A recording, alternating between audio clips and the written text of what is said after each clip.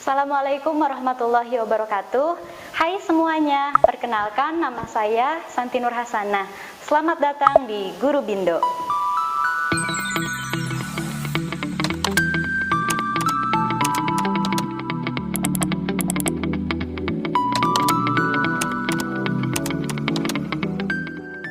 Kali ini saya akan menyampaikan materi tentang teks prosedur. Ada yang sudah tahu apa itu teks prosedur? Teman-teman pasti sudah pernah menonton video tutorial kan? Nah, atau biasanya yang perempuan mungkin pernah melihat resep di buku masakan, atau juga mungkin teman-teman pernah melihat langkah-langkah pembuatan sesuatu. Nah, teks prosedur adalah teks yang berisi langkah-langkah yang bisa kita gunakan untuk melakukan sesuatu, membuat sesuatu, atau mencapai sesuatu yang kita inginkan. Adapun ciri isi teks prosedur adalah sebagai berikut. Pertama, berisi panduan atau langkah-langkah yang harus dilakukan.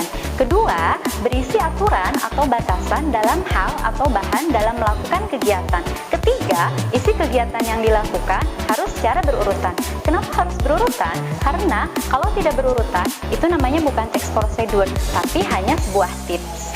Setelah kita mengenal ciri teks prosedur, nah selanjutnya kita akan mengenal struktur teks prosedur.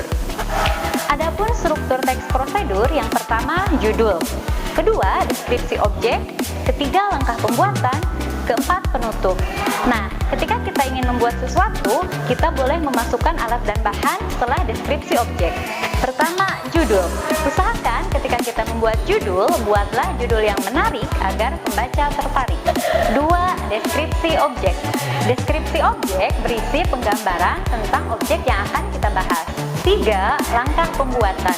Langkah pembuatan berisi tahapan untuk melakukan sesuatu, membuat sesuatu, atau mencapai sesuatu. Keempat, penutup. Penutup ini sifatnya pilihan, boleh ada atau tidak. Kalaupun ada, biasanya menggambarkan manfaat dari objek yang akan kita bahas. Khusus untuk alat dan bahan biasanya berupa perangkat yang digunakan untuk membuat suatu objek. Selanjutnya, kita akan bahas ciri bahasa teks prosedur. 1. Menggunakan kalimat perintah. Kalimat perintah adalah kalimat yang di dalamnya berisi kata perintah yang berakhiran kan, lah, dan i. Contohnya, siapkan, bukalah, dan sisipi. Kedua, terdapat kalimat berupa syarat atau larangan. Contohnya, cabut kabel dari stop kontak agar menghindari korsleting. Ketiga, menggunakan kata dengan ukuran akurat. Misalnya, seperempat tepung, 2 butir telur, atau 2 buah jeruk. 4. Menggunakan kelompok kalimat dengan batasan yang jelas. Contohnya, rebus hingga menjadi bubur, atau lipat kertas menjadi 4 bagian. Itu dia materi pengantar teks prosedur. Semoga bermanfaat. Wassalamualaikum warahmatullahi wabarakatuh.